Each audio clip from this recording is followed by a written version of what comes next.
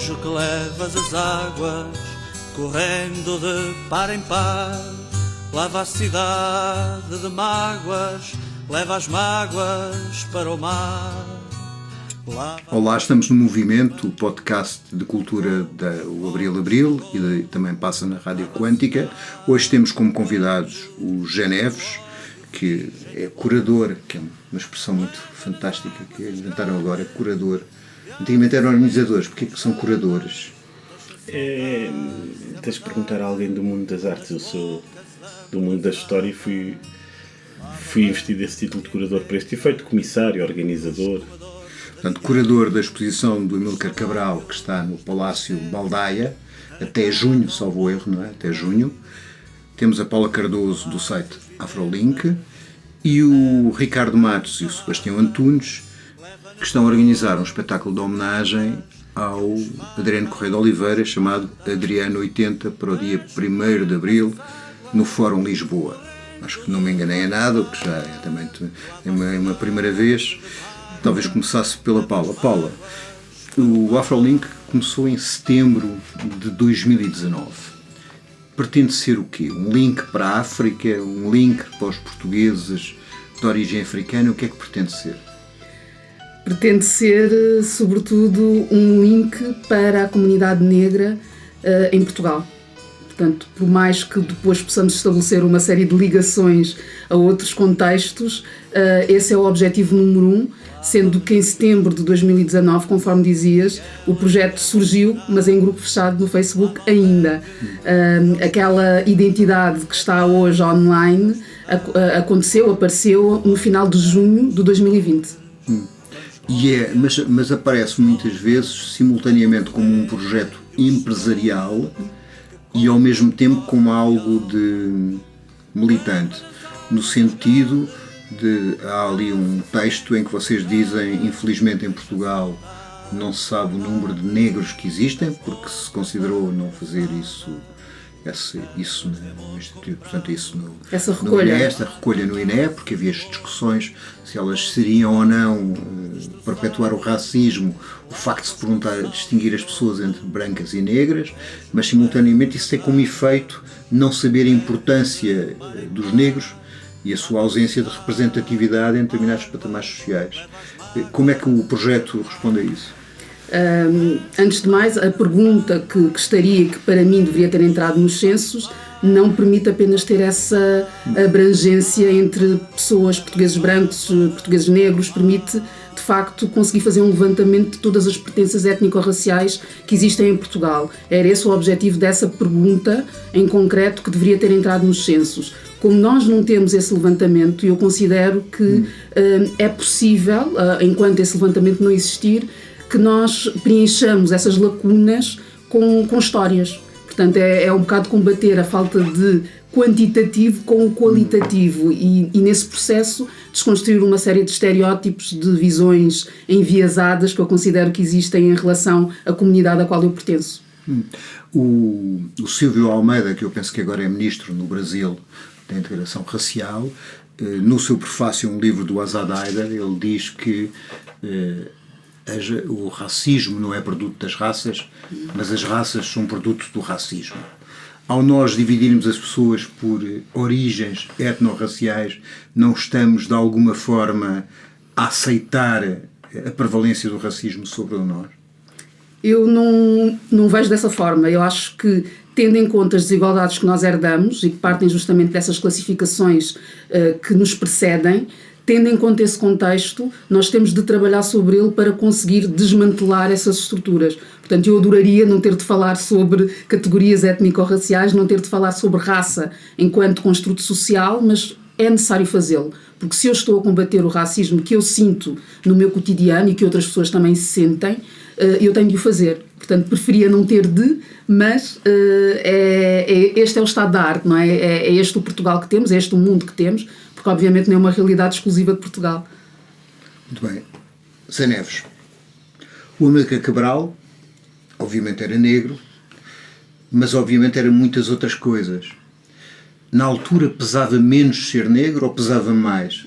Embora se calhar houvesse menos teoria de identidades e mais teoria de luta global. como é que tu enquadras o Amílcar neste presente? Não é? Só para complicar, não sei se a tua primeira frase, obviamente era negro, é assim tão definitiva e absoluta, porque justamente, enfim, uma das questões que se coloca na história da luta de libertação na Guiné e depois em relação ao Cabo Verde, por exemplo, tem que ver com as diferenças nos dois contextos. O Amílcar Cabral tem uma história de alguém que nasce na Guiné, mas depois que migra para Cabo Verde, e quando regressa, digamos assim, mais tarde, uma das questões que estará sempre em cima da mesa, de alguma maneira, é uma identidade cabo-verdiana, e nós sabemos que a identidade cabo-verdiana tem sido discursada de formas diferentes, por diferentes projetos políticos, literários, culturais, e alguns empurram Cabo Verde para longe de África, aproximando, por exemplo, do espaço europeu, e outros, por outro lado, ancoram a história de Cabo Verde em África, e isso tem reflexos na forma como, enfim, a própria cor das pessoas depois seja classificada.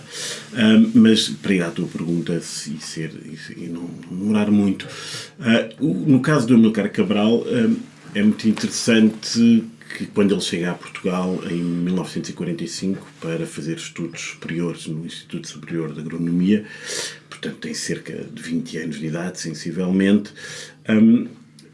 como acontece com outros africanos que chegam a Lisboa, em parte é também em Lisboa que descobrem o racismo, ou melhor, em parte é também em Lisboa que descobrem que são classificados como negros. No caso do Amílcar Cabral, isso é um processo interessante, porque dos primeiros indícios disso mesmo que nós, por exemplo, encontramos na relação que ele estabelece com a sua então futura namorada, depois futura mulher, a quem é censurado mais do que uma vez o facto de estar a namorar com um preto, a expressão que ela diz que lhe é comunicada por colegas e até pelo internato em que se encontrava. Ao mesmo tempo também é interessante olhar para o caso do Amílcar Cabral, porque essa experiência do racismo que ele sente, digamos assim, no cotidiano, na pele, é também acompanhada de uma vivência de episódios de racismo, mas também já de antirracismo ou de crítica e denúncia do racismo a nível global. Ele troca com a sua mulher correspondência em que, por exemplo, insere uma e outra vez recortes de jornal, e ela também a ele, de casos como, por exemplo, os Jogos Olímpicos de Londres em finais dos anos 40, onde há um conjunto de atletas negros que tem uma performance esportiva muito positiva, e ele justamente, por exemplo, identifica o desporto como uma arena onde seria possível superar as discriminações de índole racial. Portanto, é um fenómeno de um país que na altura é um império, Portugal, mas é um fenómeno que sobrevive mesmo depois, no fundo, do fim da Segunda Guerra Mundial e da derrota do nazifascismo. É um fenómeno que está presente em sociedade brasileira, norte-americana, e isso ecoa na discussão cá. Mas ele insere-se de alguma forma numa outra movimentação. Por exemplo, a tese de doutoramento dele, que está lá na exposição, tem uma dedicatória aos trabalhadores assalariados do Alentejo, não é? Quer dizer, como é que ele descobre essa outra... Até de licenciatura. O caso do Amílcar Cabral também, enfim, entre outros aspectos interessantes, tem o facto de... Ele não é um dos nomes que nós hoje em dia associamos mais facilmente à história do anticolonialismo africano, nomeadamente o que lutou contra o Império Português. Ele não é dos primeiros a, se quiserem, usar uma expressão que não é perfeita, a adquirir uma consciência política anticolonial. É fundamentalmente ao longo dos anos 50 que esse processo se dá. A tese de licenciatura é numa altura em que isso ainda não existe, essa consciência tão claramente, e ele também não é politicamente uma pessoa na altura tão comprometida como outros estudantes o seriam, embora seja, e a dedicatória da tese aos jornaleiros do Alentejo, de alguma maneira não deixa eventualmente de refletir uma certa exposição a uma cultura política mais oposicionista, uma cultura literária, por exemplo, fundada no neorrealismo, mas é ao longo dos anos 50 que ele vai adquirir um sentido profundamente anticolonial e marcadamente anticolonial. É ao longo da década que isso acontece. É por isso que, digamos, na ficha da PIDE, que lá está exposta, ele não tem ainda nenhum rastro. Não. As fichas da PIDE que estão na exposição... É para a entrada dele na universidade. A ficha de 58 diz não há nada em desabono deste senhor. Em 58 estamos a falar, numa altura em que ele já está bastante comprometido e envolvido. Também porque a PIDE, as autoridades policiais e coloniais em Bissau, em 55 já tinham produzido relatórios onde o identificavam como um elemento perigoso, mas aparentemente eles não comunicam com a PIDE cá. E é só em 58 ainda não há nenhum elemento em desabono. Em 59 é que já existem elementos em desabono e eles depois vão ler o que têm dele nos arquivos e verificar que se calhar já deveriam ter estado mais atentos. Mas sim, é tardiamente que isso acontece. Ele até então é alguém movido por uma mundivisão humanista de melhoria da condição de vida das populações, por exemplo, em Cabo Verde, mas que não pensa essa modificação necessariamente num quadro anticolonial. No início dos anos 50 há expectativas de que dentro do próprio Império possa existir, enfim, uma modernização económica e social que leva a algumas melhorias, mas ao longo da década essas eventuais expectativas vão sendo frustradas e o caminho anticolonial vai-se fazendo também, por muitos acontecimentos internacionais que a isso ajudam. Sebastião Antunes, o Adriano Correia de Oliveira é uma figura muito importante na nossa música, mas no entanto está um bocadinho ignorada e esquecida, não é? Porquê é que achas que isso acontece? E o que é que se propõe fazer no Adriano 80? Eu acho que aquilo que se propõe fazer no Adriano 80, numa primeira abordagem, é saudá-lo, não é? No fundo é cantar as coisas do Adriano e proporcionar a todas as pessoas que vão ao espetáculo ter um grande prazer em ouvir as músicas do Adriano. Claro que as pessoas já as ouviram, claro que há discos, claro que há registros, mas nunca se falou muito do Adriano Correia de Oliveira, quase como eu que trabalho muito com gente mais jovem e alguns assim um bocadinho mais arrojados na música que ouvem, porque são poucos, mas que mesmo assim conseguem reconhecer que existe um Sérgio Godinho, um Zeca Afonso. Eu penso que o Adriano é um bocadinho um fruto muitas vezes daquilo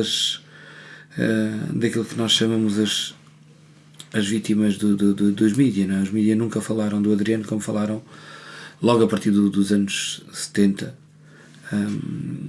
logo a partir dos anos 70, quando os discos do Adriano, juntamente com todos os outros, começaram a ser visíveis de toda a gente. O Adriano era o menos passado nos mídias, era aquele que as pessoas provavelmente não... Quando a música... Porque a música tende a afunilar para aquilo que chamamos os hits, não é? Eu penso que o Adriano tem uma obra muito contínua, portanto uma obra muito reta, muito a direito, muito dentro de uma linha que não deriva para frases muito... Atenção que é preciso ter muito cuidado com... Eu tenho que ter muito cuidado com aquilo que vou dizer, porque eu não posso dizer frases fáceis, porque isto pode ser mal interpretado, mas enquanto o Sérgio Godinho ou o Zeca Afonso, essencialmente o Zeca Afonso, tinham alguma, e com toda a legitimidade como artistas, escrita que vinha ao encontro de frases populares, coisas que refrões, o que faz falta,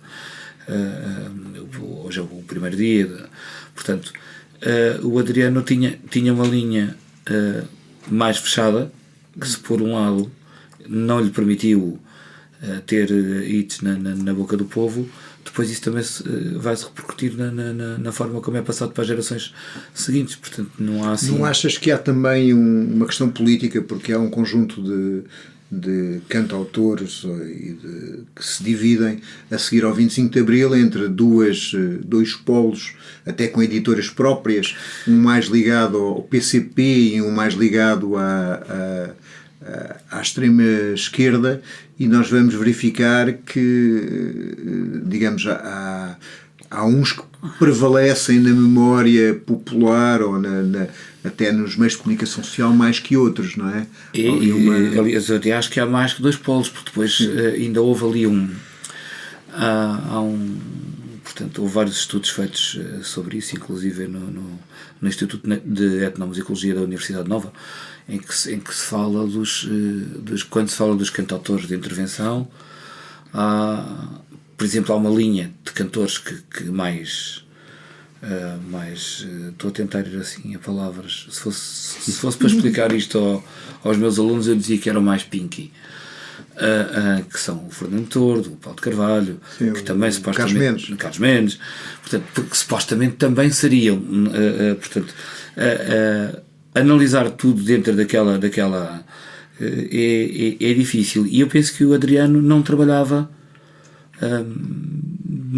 mesmo daquilo que chegou até mim como informações da pessoa dele, não só da pessoa artista como da pessoa, é que não era uma pessoa que pensasse de que forma, enquanto provavelmente tanto o José Afonso como o Sérgio Godinho, mas há muitas coisas de José Afonso que estão no repertório do Adriano e vice-versa, eles cantam muita coisa em comum, não é? Numa fase inicial, sim. Até porque foi o Adriano Correia de Oliveira que apresentou. Perdão, exatamente, foi o Adriano Correia de Oliveira que apresentou o Zeca Afonso, e portanto há ali uma série de pontos comuns que depois vão deixando de existir. E depois também o facto do Adriano ter partido muito novo, não é? Não lhe deu tanto tempo para. Esta é a opinião que eu tenho. Portanto, ele acabou por não ter tantas oportunidades, quer pela sua maneira de ser, quer pelo percurso que teve, pela linha que escolheu das canções que os discos dele não têm. Os discos dele são muito guitarras e guitarras, pronto. Enquanto depois vieram todos os outros com. Ele está muito próximo do Fado de Coimbra. Sim, da canção Coimbra. Vieram depois o Zé Mário Branco com as brilhantes orquestrações, mas que já metia percussões, guitarras elétricas. Os discos de Zeca Afonso começou a ter arranjos para coros, percussões, até algum psicadelismo ali pelo meio, a partir do Venha Mais 5. O Adriano manteve sempre aquela linha que nunca, portanto, e depois não teve, provavelmente se tivesse durado mais anos até eu teria feito, mas não apanhou esse balanço. Eu penso que essas são algumas das coisas que, no meu ponto de vista, isto é uma opinião pessoal, será um bocadinho porque é que ele ficou um pouco mais escondido, menos visível que os outros cantautores porque a mensagem também lá está, portanto, os conteúdos também lá estão, a aproximação à tradição também lá está, portanto, está lá tudo na mesma. Não tem aqueles ingredientes de modernidade de quem ouvia já muita coisa de fora que nos outros cantautores se começa literalmente a sentir. É muito visível que já ouviam coisas, e até porque alguns até estiveram fora de Portugal, e portanto eu penso que o Adriano ficou ali mais ou menos na linha dele, e essa linha, a par dos mídias também não se interessarem tanto por isso, pareceu-me que foi o que o deixou ficar um bocadinho por ali, assim mais escondido. Ricardo, nas várias canções que vão soar por vários grupos e vários cantores no Adriano 80, temos uma sobre o Olímpio de Freitas, não é? Que é uma que o Zeca Afonso também canta, não é? Olímpio de Freitas, um padre português que se tornou guerrilheiro no Brasil, e que tem também tem até um episódio engraçado, que é o Olímpio de Freitas foi dos primeiros presos que dialogou com os presos de delito comum brasileiros, e alterando até a forma dos grupos brasileiros de delito comum atuarem, né? Diz-se que houve uma certa politização, eles passaram-se a politizar a alguns dos grupos. Alguma dessas canções tem a ver com a guerra colonial? Eu não me lembro de nenhuma canção do Adriano sobre alguma. A Menina dos Olhos Tristes, era o Zé que cantava, o Adriano também cantava? Também cantava, sim. Sim, ok. Então faz-me aí um resumo forte e criativo do que é que se pode ver no dia 1 de Abril no Fórum Lisboa. Bem, no fundamental, o Adriano 80 é um projeto que foi lançado pelo Centro Artístico, Cultural e Desportivo Adriano Correia de Oliveira, que é uma associação sediada em Avintes, e que lançou pelas comemorações dos 80 anos do Adriano, que na prática começaram o ano passado, que seria, portanto, em 2022, que faria 80 anos. E houve vários concertos, tem havido, e estão marcados ainda mais uns tantos. Este aqui é o de Lisboa, portanto, faltava em Lisboa um grande concerto de homenagem ao Adriano, que é no dia 1 de Abril, e vai haver também em Gaia, no dia 15 de Abril, e também há depois um espetáculo de homenagem estudantil feito em Coimbra, feito por estudantes da Academia de Coimbra. Neste espetáculo criou-se aqui um grupo de amigos em Lisboa que promoveu este concerto, e que tivemos desde o início a preocupação de tentar trazer novas gerações e trazer o Adriano para novas gerações, e por novas gerações também a cantar Adriano e a cantar as músicas, o contexto do Adriano. Portanto, o objetivo foi esse, e portanto, mais do que em alguns destes concertos de homenagem ao Adriano, têm participado os cantores que alguns já foram aqui referidos, o Carlos Mendes, o Carlos Alberto Muniz, o Samuel, etc. Por exemplo, no Porto tivemos algumas destas participações. Aqui tentámos ir buscar também alguém que já cantou com o Adriano. Temos também o Luís Represas, que cantou com o Adriano. Temos alguém de uma geração intermédia, como o Sebastião Antunes, que canta a Adriana há muito tempo, com a sua fantástica versão da Canção do Linho. Um grande exemplar também da música popular cantada pelo Adriano. E depois temos novas gerações. Temos um violinista de 16 anos que vai abrir o espetáculo. Temos um acordeonista que é reconhecidíssimo já a nível mundial, ganhou o Prémio Jovens Músicos em 2016, que é o João Barradas. E depois temos o fadista, o Duarte, que canta com a Mema, que também esteve no Festival da Canção em 2021. Temos os Hills Union, que são um grupo rock que vai fazer versões excepcionais de músicas conhecidíssimas do Adriano. E acho que já... E os Capel Coffee, que estavas a falar há bocado, do Alípio de Freitas, que tem, portanto, convidámos a Luanda Cosetti e os Capel Coffee para estarem presentes. Luanda Cosetti, que é filha do Alípio de Freitas. Que é filha do Alípio de Freitas. Ela canta eles têm essa versão do Alípio de Freitas, que é excepcional. Vão também trazer uma versão do Tejo que Lavas as Águas, do Adriano Correia de Oliveira, um excelente poema do Manuel Fonseca. E portanto é isto que o espetáculo, que, resumindo, também não vou contar tudo, há aqui várias surpresas. Temos também a Isabel Medina a dizer poemas de homenagem ao Adriano. E assim, resumindo, é mais ou menos isto o espetáculo.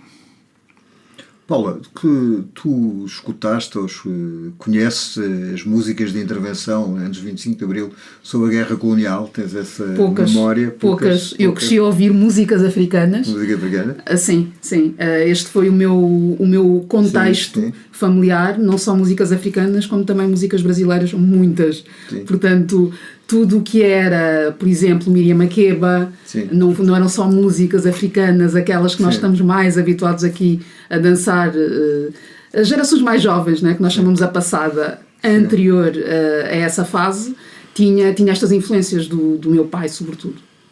E é interessante que hoje, no espaço de música e intervenção, foi um bocado herdado pelo rap e pelo hip-hop, não é? Quer dizer, hoje há pouca música de intervenção que não em Portugal, e aquela que existe tem muito a ver com o rap e com o hip hop. Não sei se o Galvez me permite dizer isso. Galvez, posso dizer isso? Pode.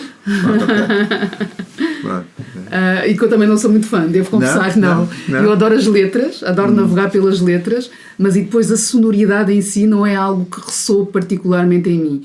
Eu lembro perfeitamente na minha adolescência que havia ali uma luta por espaço radiofónico em casa, ou por espaço de sonoridades, porque somos 3 e cada uma ouvia o seu som. Então a minha irmã mais velha, que era a pessoa lá de casa do hip hop, do soul, do rap, e foi com ela que eu fui descobrindo uma série de nomes, mas não é a minha preferência. Ouço, gosto de alguma forma andar ali a esmiuçar letras, mas ouvir propriamente não tanto. É possível dizer, mudando de música, não é? É possível dizer que hoje a visibilidade dos jovens africanos e das pessoas oriundas da África, dos portugueses de origem africana, é muito maior do que era há alguns anos esta parte. Isto é, que há um assumir de uma certa consciência política, um certo combate por essa visibilidade? Sem dúvida, não tenho quaisquer dúvidas em relação a isso, até porque a minha própria afirmação, a vários níveis, vem desse lugar. Vem do facto de outras vozes terem assumido esse palco.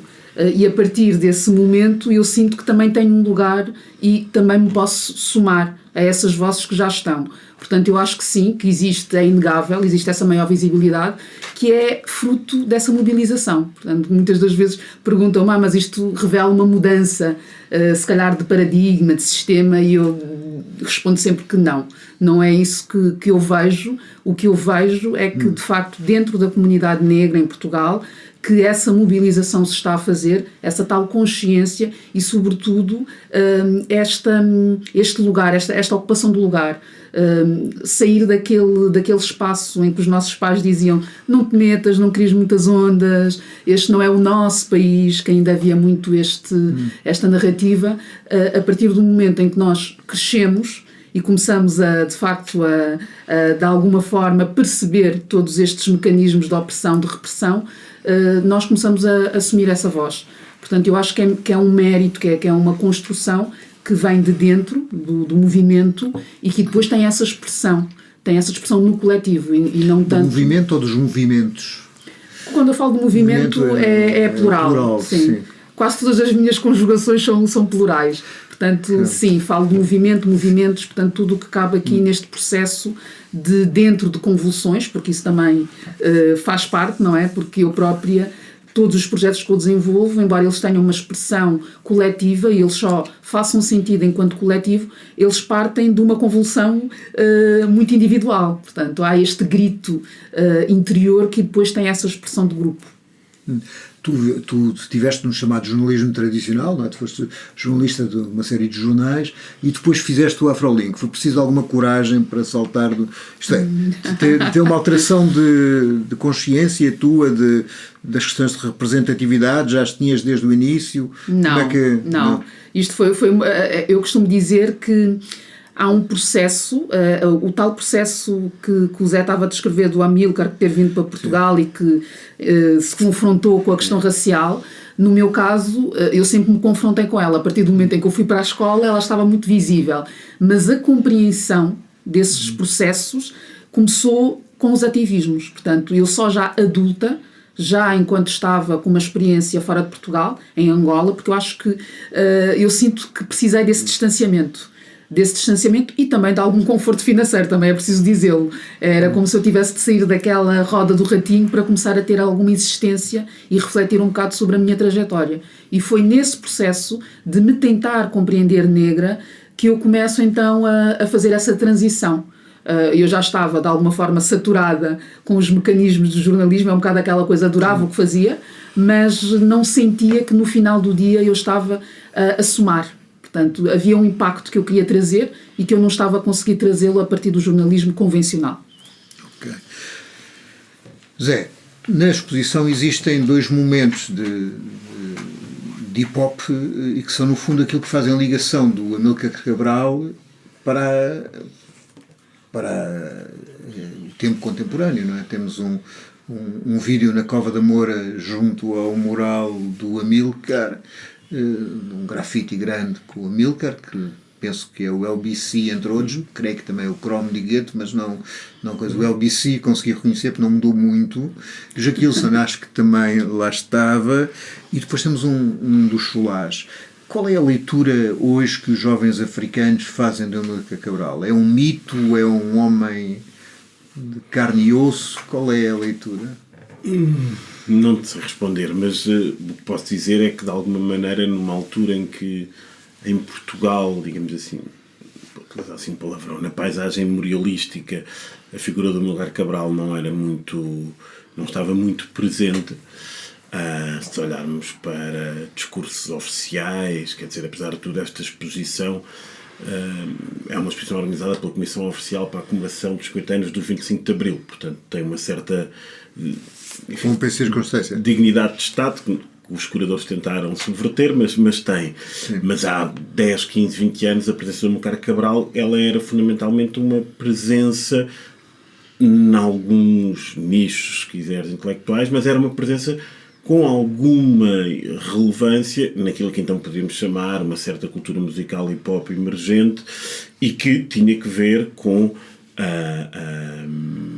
também, não apenas, mas tinha expressão, por exemplo, em bairros como o bairro da Cova da Moura, que é a última peça da exposição, é a música do Flávio Almada, do LBC, Tudo Pobre é um Soldier, é justamente de 2010, 2011, e é um vídeo que nós optámos por incluir porque tem um aspecto interessante, acho eu, além da dimensão musical propriamente dita, que é esse mural do Cabral na Amadora, é um mural em que está um rosto do Amílcar Cabral, retratado, digamos assim, de alguma maneira, de uma forma muito fácil de reconhecer, com a sua súmbia, mas sobre a bandeira de Cabo Verde nova. Isso para nós era interessante. A outra música a que te referes, nós depois temos uma secção que temos 3 músicas com o mesmo título, chamadas todas elas A Luta Continua. Estou a referir isto também por causa da Paula. Uma das versões de A Luta, uma das músicas intituladas A Luta Continua que aí temos é uma música justamente da Miriam Makeba, produzida no início dos anos 80, dedicada à Frelimo e ao Samora Machel, não é? A Miriam Makeba tem uma importância grande, cruza-se, digamos assim, com a história do PAIGC, também aparece num dos vídeos da exposição organizada pelo PAIGC em Conakry e conhece o Cabral. A música que tu te referias do Chulage não é só do Chulage, é de um projeto atual chamado Preto, não é? E essa música é interessante porque ela utiliza, sampla, digamos assim, uma música do David Zé, uma música angolano, morto em Angola em 77, no contexto da repressão que aí decorre, e essa música do David Zé chamava-se já A Luta Continua, não é? Mas no caso do David Zé era A Luta Continua no sentido que houve a independência, mas a luta continua contra o neocolonialismo. No caso dos Chulage, a luta continua na medida em que a luta anticolonial, se eu posso ler de uma forma muito simplista, ela prolonga-se na luta contra as desigualdades sociais e raciais hoje, não é? E nós quisemos fazer essa ponte. A música dos Chulage é interessante para o efeito daquela exposição também, porque ele utiliza o último discurso do Cabral, portanto e é encenado dessa forma. A encenação artística é de uma fotógrafa, da Mónica de Miranda, e encena justamente num bairro de Setúbal o imaginário da luta anticolonial do PAIGC, e o vídeo vale pela música e vale pela parte, digamos assim, pelo ensaio cinematográfico que de alguma maneira acaba por ser. Sebastião Tunes, a luta pode continuar, mas continua a haver canção de intervenção ou ela deixou de existir? Achas que há alguma razão para que não seja feita, isto é, nos mesmos termos que era feita anteriormente, ou se continua a haver, essa canção está submergida ou invisibilizada dentro da comunicação social, dentro das rádios, etc.? Eu acho que continua a haver muita música de intervenção. Acho que há muitos cantores que continuam a fazer. Agora, há um formato de intervenção um bocadinho menos, é um bocadinho mais subjetivo. Portanto, na prática há uma intervenção que tenta ser feita, mas e que também é muito importante que se diga que vou aqui a pegar um bocadinho no que tenho estado a ouvir, que é muito importante. Portanto, há mais exclusões, portanto, há novas formas de intervenção, porque também há novos, portanto, enquanto o combate racial quando existiu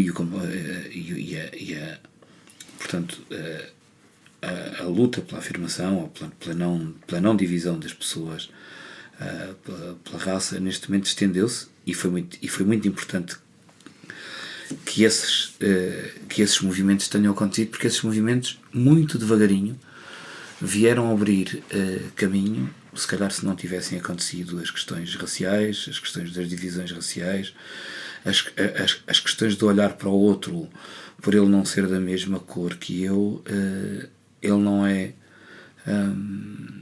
não pertence à minha classe, ou não pertence.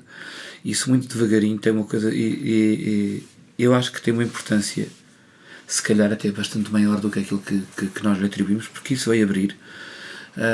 Depois, pelos anos 80 fora, às vezes até quase que se pensava que eles iam desaparecendo. A questão é que eles não foram desaparecendo, mas sim foram dando ferramentas a outras formas de intervenção que hoje em dia também se vão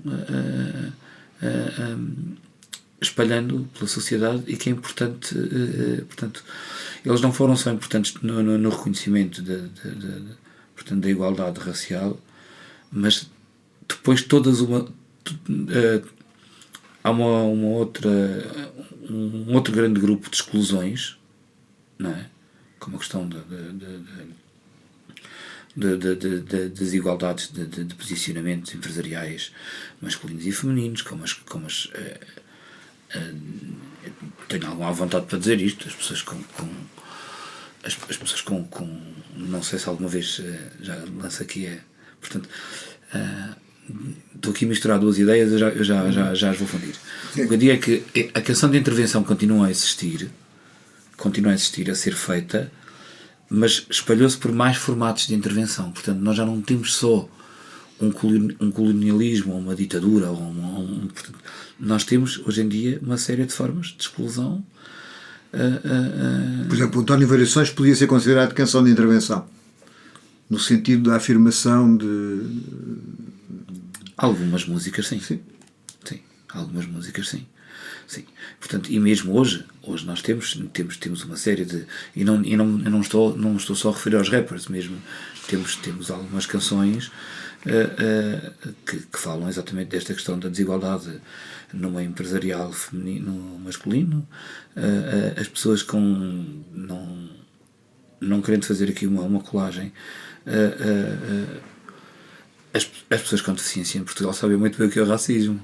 Sim. E não têm outra cor, e têm também, não é? Portanto, eu acho que esses movimentos foram mais importantes do que eventualmente nós imaginamos, porque eles foram abrindo muito, de uma forma muito, se calhar não evidente, mas foram largando ferramentas pelo caminho que hoje são utilizadas por toda uma sociedade nova, que também sente na pele uma série de formas de segregação e de exclusão, e que os utiliza, provavelmente até nem sabe falar muito sobre eles, mas eles deixaram essa porta aberta, e essas canções existem, e essa intervenção espalhou-se por outros assuntos, mas continua a ter a igualdade como pano de fundo, não é? Portanto, a igualdade, a liberdade de ser o que se é, espalha-se a muita coisa. Portanto, eu acho que sim, acho que a canção de intervenção continua a existir. Se calhar não recorre aos mesmos formatos musicais, mas as intervenções estão lá. Ok, esta é a altura que vocês deviam interromper uns aos outros, e eu vou colocar uma questão sobre a representatividade.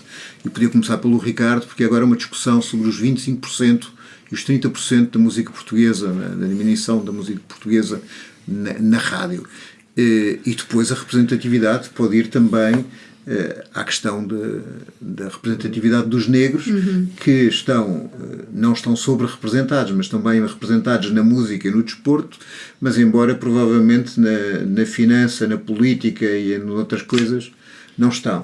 E tu, como historiador, depois baralhas isso tudo. Portanto, comecemos pela rádio. Pela rádio. Bem, a música portuguesa tem tido dificuldade em passar nas rádios, isso é claro, não é?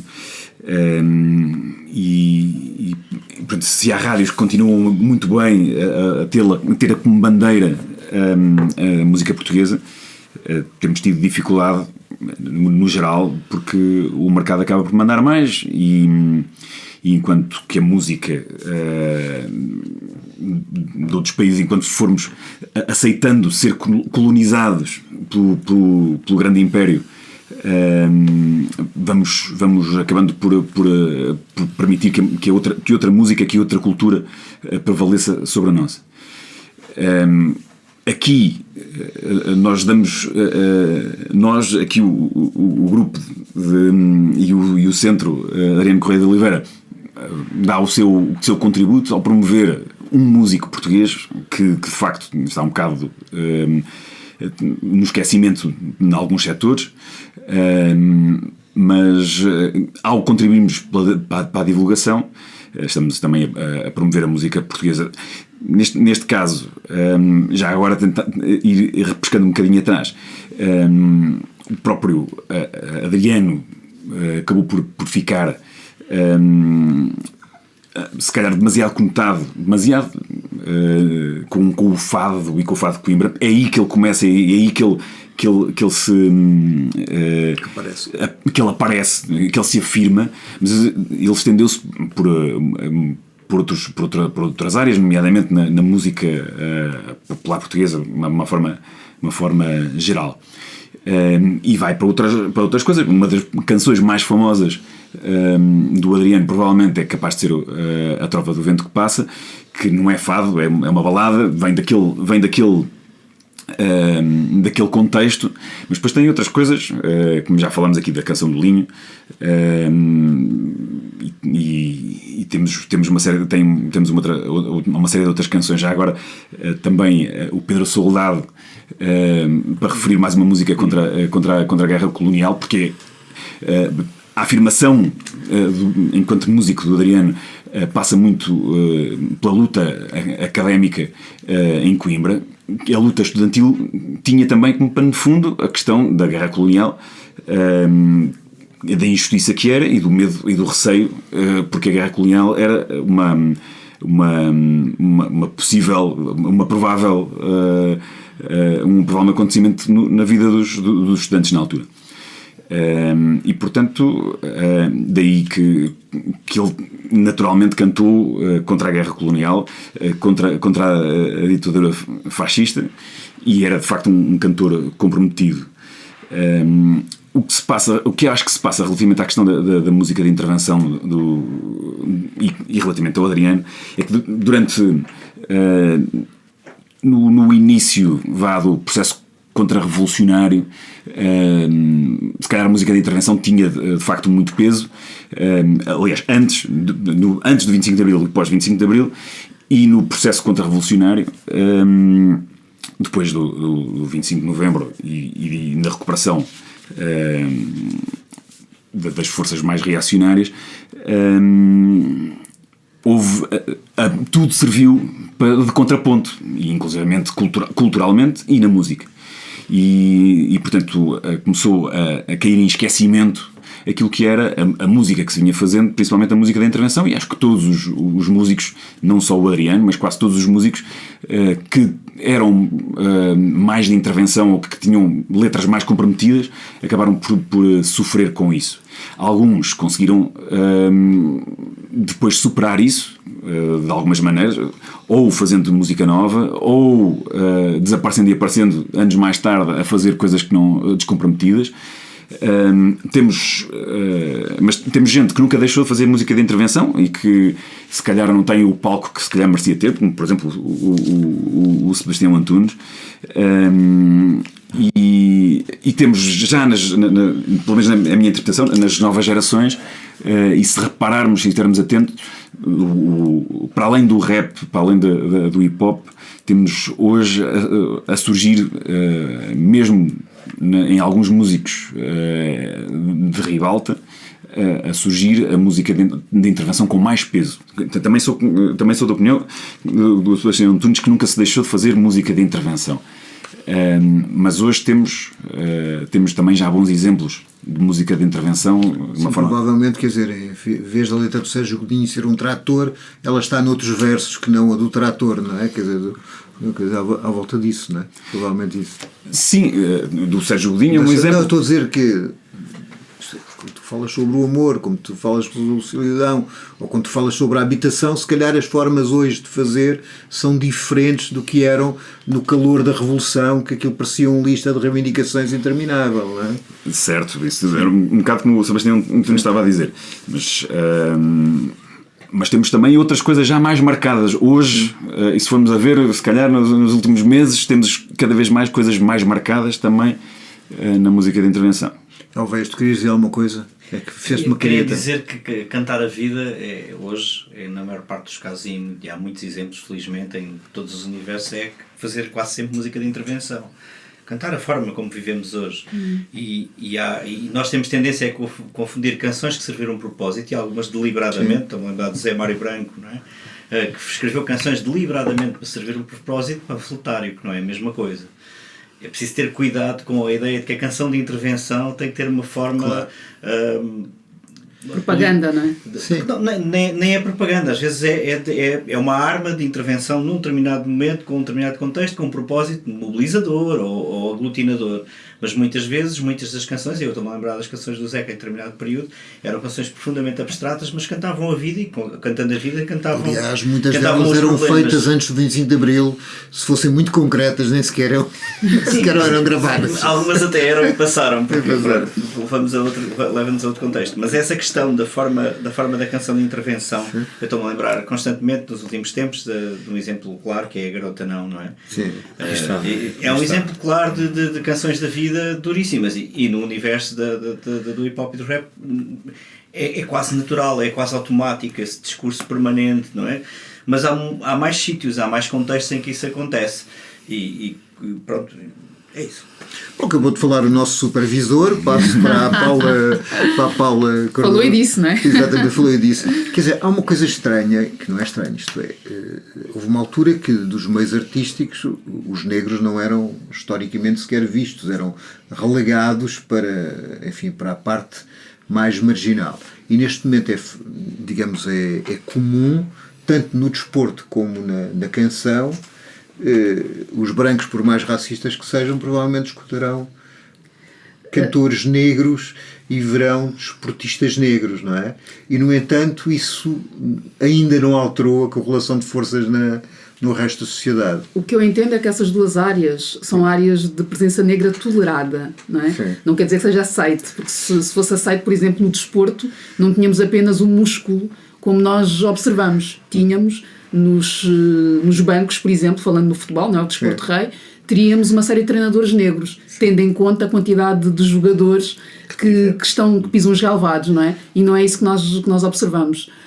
Porque existe, de facto, essa associação do corpo negro como um corpo que está preparado para ter elevados desempenhos do ponto de vista físico, mas o intelecto é como se ele estivesse desprovido de intelecto. E isso depois nota-se nessa tal transição de carreira que não existe.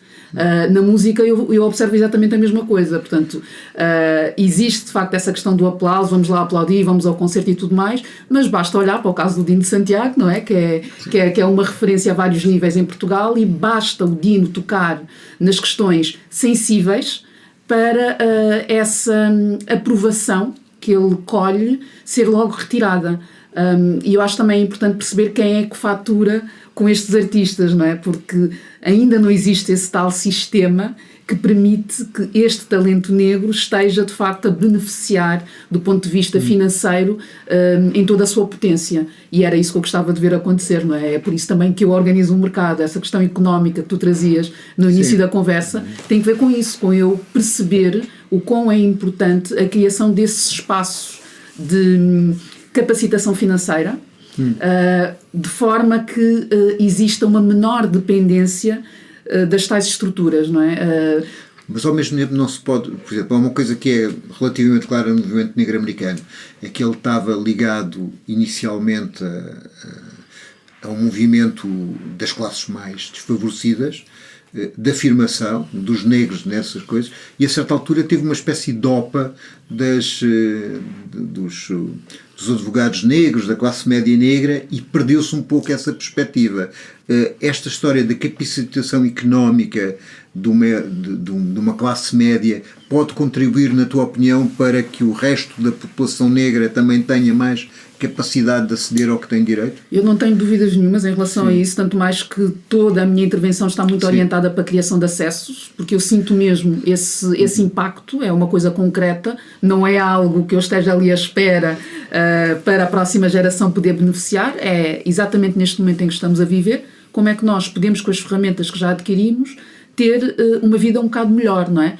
E isto para mim vem desse lugar de criarmos espaços em que possamos ter essas tais trocas, nomeadamente o mercado Afrolink, já agora vai ser no próximo domingo, aproveito no próximo domingo, no Rato, apareçam, do meio-dia às 7 da tarde, porque eu sinto mesmo essa força que nós encontramos quando estamos em comunidade, que foi algo que eu tive sempre, mas com família. É diferente encontrar pessoas que de outra forma eu não conheceria, portanto, se não fosse o mercado Afrolink, se não fossem os ativismos, eu não estaria com aquelas pessoas, e ter esse encontro também eu acho que é muito poderoso em termos do que é que nós podemos construir em conjunto. Portanto, a questão económica eu acho que é fundamental. Tu estavas a falar da questão da representatividade, só aqui para rematar. Acho que essas áreas do entretenimento e do desporto são aquelas onde é tolerada a presença. Nas outras ainda estamos muito longe daquilo que seria desejável, tendo em conta aquela que é visivelmente aquelas que são as diversidades que nós encontramos na rua, e eu creio que isso vem muito desses fechamentos que nós encontramos muitas vezes quando tentamos ocupar esses lugares. Sim, senhora. O que é que tu tens a dizer ao historiador? Não, vou continuar a fazer promoção da exposição que vocês podem ir ver ao Palácio Baldaia, mas ainda ao encontro um pouco da conversa também. Não, estava a lembrar-me, justamente estávamos a falar da questão das músicas e da questão da música de intervenção ou não. Acho que às vezes também é interessante olharmos para percursos de músicos que tanto classificamos facilmente como autores de músicas de intervenção, mas noutras fases nem por isso, não é? O caso da Miriam Makeba é desse ponto de vista interessante, não é? Porque no fundo alguns dos seus... Quer dizer que a Miriam Makeba veio a Portugal, mas não veio ao Bota. É um aspecto importante.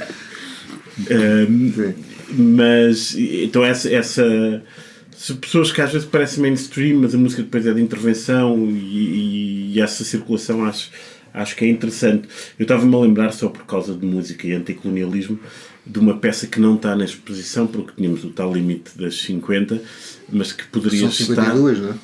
Mas que poderia estar, tem que lá ir contar, que era um manuscrito do arquivo do José Mário Branco, que está, aliás, na Universidade Nova, que é de uma música que ele escreve, que era Viva a Guiné-Bissau. A música será depois musicada, entre outros, também pelo Júlio Pereira. Ele escreve antes do 25 de Abril e a música é cantada depois. Mas é música, a letra, digamos, é escrita numa altura em que ele se propõe fazer uma companhia de edição própria que fuja ao mercado mais mainstream em que ele já se inseria. E aí é com uma tentativa de subverter um pouco a indústria de que ele antes do 25 de Abril se reclamava, talvez exageradamente, como enquanto vedeta, fazendo parte de um sistema com o qual queria cortar. Depois queria só dizer uma outra coisa que tem que ver com tem que ver com algo que eu acho que é interessante pensar nestes movimentos anticoloniais que historicamente existiram, que é esse equilíbrio sempre relativamente difícil entre a figura individual, nomeadamente no caso muito uma figura de liderança empreendedora, se quisermos usar assim uma expressão anacrónica, como por exemplo a do Amilcar Cabral, e a dimensão coletiva desse processo. E eu acho que é interessante percebermos como isso sempre foi uma questão tensa na história desses próprios movimentos, e isso é interessante. Ou seja, por exemplo, no caso do Amilcar Cabral, é evidente que ali, a partir de determinada altura, meados dos anos 60, há um uso deliberado, estratégico e consciente do seu impacto enquanto figura pelo próprio Cabral, e isso é trabalhado a nível da imagem, com a fotografia que passa a retratá-lo destacado do resto dos militantes, mas ao mesmo tempo há sempre a sinalização, se formos ver as discussões, do risco e do problema que isso era, não é? E na verdade um líder destacado, entre outras questões, tem este problema de que quando se decide matar alguém é mais provável que o alvo escolhido seja o líder destacado. Portanto, há uma lógica individual e coletiva que eu acho que é sempre difícil de resolver, mas isso é em todos os movimentos políticos, não é especificamente. Mas não achas que é característica muitas vezes da África e da América Latina o papel das lideranças carismáticas? Não, quer dizer, no caso... Como quando são emancipadoras, porque têm que agregar muita gente para romperem cadeias e estruturas muito poderosas. Sim, embora eu não diria que isso fosse necessariamente o caso do Amilcar Cabral. Eu acho que o caso do Amilcar Cabral é um caso... remete para algumas coisas que há bocado estávamos a discutir e que a Paula estava a referir. Por exemplo, é muito interessante vermos a estatuária de homenagem ao Amilcar Cabral. Há gente em Cabo Verde, o Miguel Cardina e a Inês Nascimento Rodrigues estudaram isso, que se queixa muito da estátua ao Amilcar Cabral, que foi erguida em 2000 na praia, em que ele está com 2 livros que o projetam na figura de um intelectual, que foi uma forma de celebrar muito a figura do Amilcar Cabral, e que é muito distinta de outras lideranças carismáticas que às vezes nós associamos a contextos como, por exemplo, fazendo agora um salto histórico que não se deveria eventualmente fazer, como o Hugo Chávez, que está associado muito a uma figura de militar, ou figuras carismáticas de tipo populista em Portugal, Humberto Delgado, o Hotel Saraiva de Carvalho, se quisermos. No caso do Cabral, é interessante que há uma grande sublimação da sua componente intelectual, pela clareza do discurso, seja isso o que for, que seria portador. No caso do Cabral, eu acho que existem especificidades. É muito diferente do caso do Samora Machel, por exemplo. Não é? Então, olha, chegamos a 1h06 de podcast. Portanto, quero agradecer a vossa presença. No dia 1 de Abril, não se esqueçam de ir ao concerto sobre o Adriano Correia de Oliveira. É no Fórum Lisboa. A que horas? Às 9 da noite. Às 9 da noite. Dá para irem à manifestação da habitação com calma e também ao concerto. A exposição está até junho. 25 de junho, todos os dias até às 10 da noite. E o mercado é... A Afrolink é no domingo, dia 2 de Abril. 2 de Abril. Das 12 às 19. No Rato. Bom, quero agradecer a presença do Sebastião, do Ricardo, da Paula e do José. Muito obrigado. Foi muito agradável.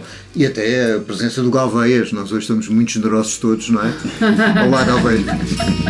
Lava avenidas de vícios, vielas de amores venais, lava albergues e hospícios, cadeias e hospitais, afoga empenhos, favores, vãs glórias, poucas palmas, leva o poder de uns senhores que compram corpos e almas, leva nas águas as grades de aço e silêncio forjadas, deixa soltar-se a verdade das bocas amordaçadas, das camas de amor comprado, desata abraços de lodo, rostos, corpos destroçados, lava-os com sal e iodo. És o que levas as águas, correndo de par em par, lava a cidade de mágoas, leva as mágoas para o mar. És o que levas as águas, correndo de par em par, lava a cidade de mágoas, leva as mágoas para o mar.